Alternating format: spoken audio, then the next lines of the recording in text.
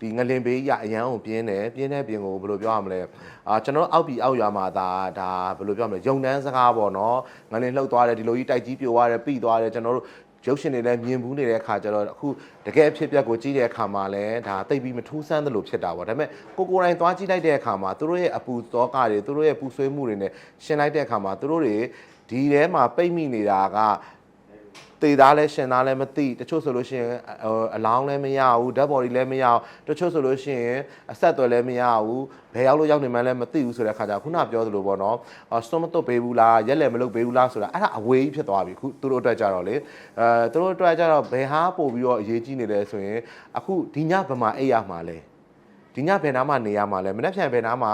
စားရမှာလဲဆိုတဲ့အရာတွေကပိုအရေးကြီးသွားပြီပေါ့နော်အဲ့လိုဖြစ်တဲ့အတွက်ကျွန်တော်တို့ဟန်နုဆန်နဲ့ကျွန်တော်နဲ့တိုင်ပင်ပြီးတော့ညီကိုနှစ်ယောက်ပေါ့နော်မလုပ်လဲဆိုတော့စကိုင်းမှာအဲ့လိုပေါ့ဟိုဆုံးမသွားတဲ့သူတွေအိမ်ရမိသားစုတွေကလုံမပေးနိုင်တဲ့သူတွေအတွက်ကိုကျွန်တော်ဖုန်းကြီးနဲ့ပေါ့နော်တေချာလေး